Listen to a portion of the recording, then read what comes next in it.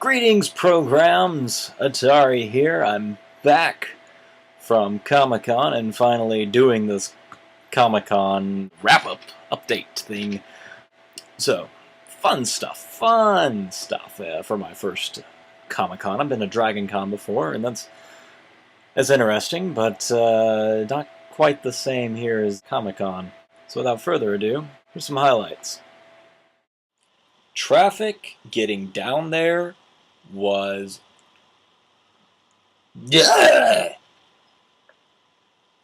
like as soon as we hit Oceanside, as soon as we got to like right there at the end of Camp Pendleton, it was just, gridlock. It was it was a gridlock from Camp Pendleton all the way into San Diego, and that was oh god, that was annoying. And then getting back was even worse because that was a solid line of traffic from San Diego through Camp Pendleton all the way into like San Onofre.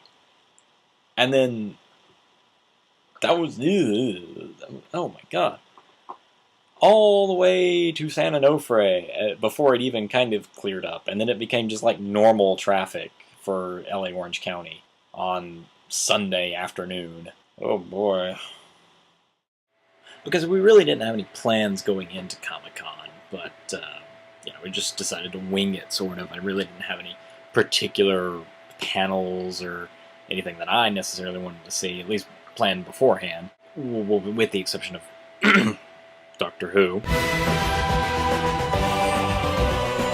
But I gotta say, as far as the panels go, like, Thursday was my favorite day because those were the smaller panels. There was the guy in the morning with the whole like, hey, goal setting and for creative types, and Bill Amond of Foxtrot. Mega 64 was there. Oh, that was fun. I'd watch them. I watched their panels on YouTube before, and but never been there, so it's a little fun. And I was sitting behind Rocco Bodie's parents, so. That was a unique experience, I'm sure, sitting around their mates and their parents and actually kind of cutting up with them the whole time. So, just goofing off and having a good time in line, talking to people. And there's this balloon bouncing around, and it says, never give up. And then all it says, never surrender. And, the balloon's bouncing around. It's going back and forth, up and down the line, and people it's just something to keep everybody entertained. It was fun, the little things that, if it hits the ground, it was like, oh, huge crowds of people.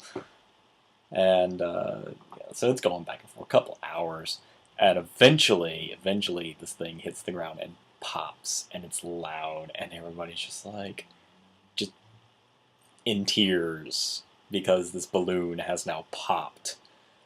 And it was like, oh. So then there's me, and I'm like, never give up!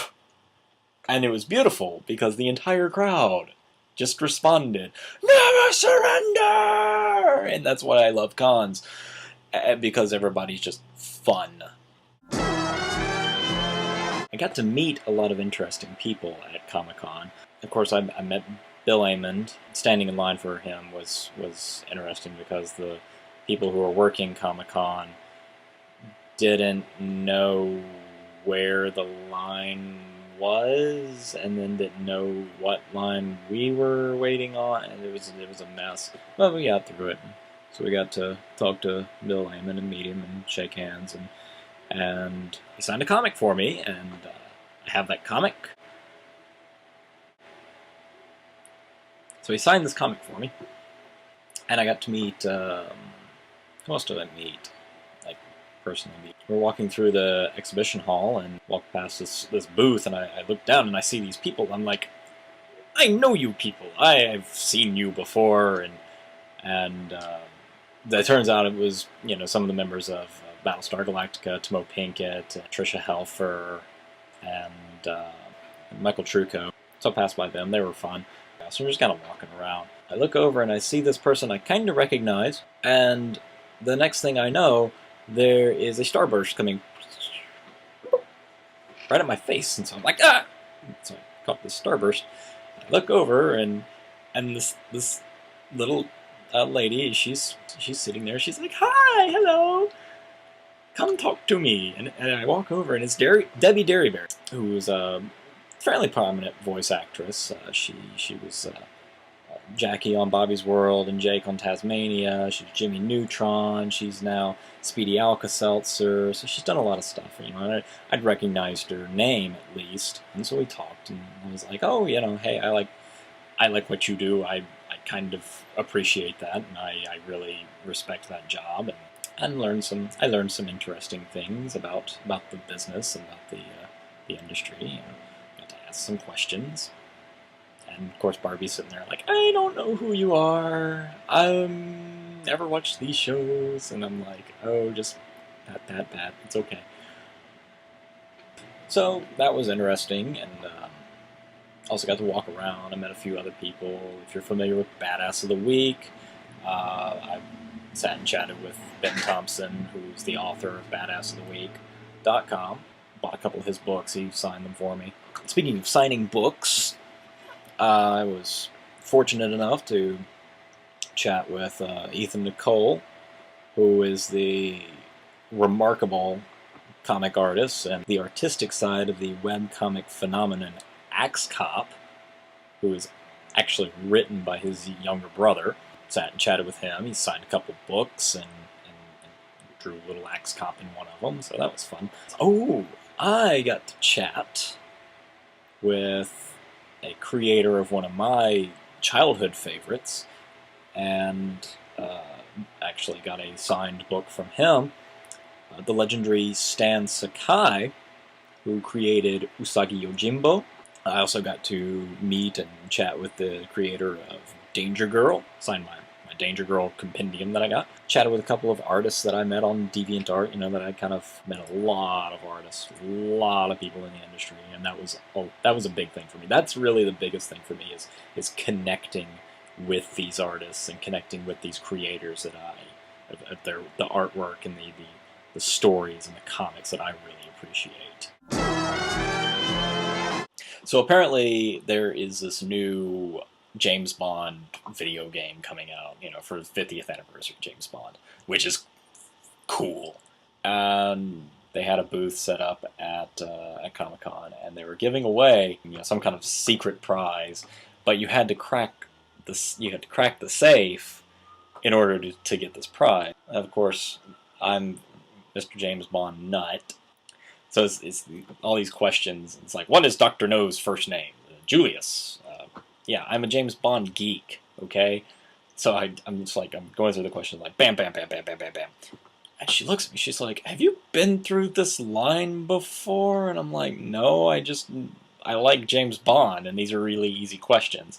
And of course, the very last question, I didn't know, because it's a question about the GoldenEye video game, and I never owned a Nintendo 64, so the only time I ever played it was, you know, with friends, and pretty much getting my ass kicked.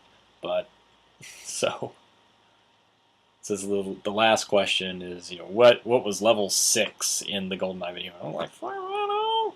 But thankfully Barbie apparently played it enough that she kind of remembered, so she was like, well, I think it's this. It's either the dam or it's this. And I'm like, I know it's not the dam because the dam's the first level.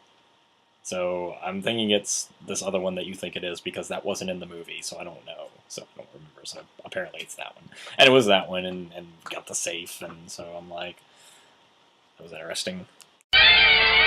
So we're walking around the exhibition hall, and then all of a sudden you see like all these, you know, the throngs of people, and everybody's like, oh my god, oh my god, oh my god, and we're kind of near the Fox booth, and looking, and there's these people and this security surrounding them, and look up, and it's the cast of Bones, and so I thought that was interesting. It's like, oh hey, there's Zooey Deschanel's better-looking older sister, and that big guy, and Barbie took a picture of the back of the big guy. I can't think of his name right now, but But yeah, so we saw them.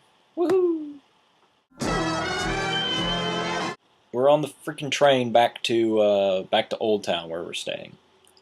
And this dude apparently was, I don't know if he was running from the police or what he was doing exactly, but this guy freaking jumps out onto the tracks at the station. And we're riding along in the trolley, and all of a sudden this thing just, the guy hit the brakes, everybody just falls forward, kids are getting hurt, kids are getting smashed because this thing is, we're packed in there like sardines.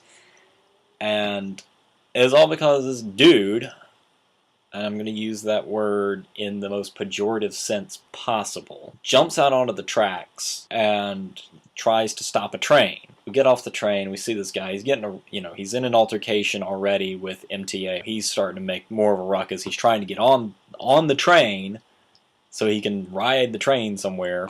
And they're just not, they're not letting him on the train, of course. And he doesn't have a ticket, and he's just blah blah blah blah blah. You won't let me on the train. It's like, dude, seriously, are you going to be this guy? And he wasn't a Comic-Con person. He was just some guy that was there. And eventually, we watched him get the charm bracelet slapped on him. San Diego PD's just carting him off. Hey, get the hell off my train. Now, there was one funny bit during the Doctor Who panel. And somebody asked Matt Smith what his most interesting fan or weirdest fan encounter was. You remember, though, the one where where were we shooting? I don't know what episode we were shooting. It was in Wales, and we got in the car, and there was a lady there who told me that I was an exact replica of her pet hedgehog. And then the security were like, whoa. And then they started going off on some kind of tangent about, maybe she had this weird hedgehog fetish. Yeah, she came to me, had a conversation with me, and said, I think Matt Smith looks just like a hedgehog. I've got a picture of him on my wall and pictures of hedgehogs. Like that's going to flatter me, a hedgehog? And they're all like, oh my god, that's strange and terrible and weird. And Chris Hardwick's there, and he's just like, hell, I've seen stranger things at Dragon Con. And I thought that was hilarious because, for those who have not been to Dragon Con's very... No, it's fun, but it's still very... And speaking of Doctor Who, of course I was dressed as David Tennant's 10th Doctor. And of course I got a lot of attention because apparently I look a lot like David Tennant, and walked by the BBC America booth, and there was a guy there that was like, You, come here! And he opened the little velvet rope thing and brought me in. He's like, we need to take pictures of you because you look like David Tennant. So they took some photos and made it onto the BBC's website, featured amongst a lot of very elaborate and intricate costumes, and that's a lot of fun. And while I was doing that, another couple of guys came over with camera equipment, and they're like, we're with the BBC and we want to interview you. And I'm like, okay. Now, of course, as I was saying, I'm getting a lot of attention from being the 10th Doctor, and it was actually a lot of fun most of that time. And one particular story sticks out in my mind, and there's this where we're leaving the con, going back to the train station, and this girl is just like, Doctor Alonze, just this terrible British accent. And I was like, oh, that's fun. So I was like, oh, Alonze, yeah, and kept walking. And I turned around, I was like, by the way, your name doesn't have to be Alonzo, does it? Because then I could say Alonzo, and I've always wanted to do that. And apparently she just went, Whee! And a little later, we're walking down, she catches us, and she's like, Doctor, can I have a hug? And I'm like, all right, sure, hug.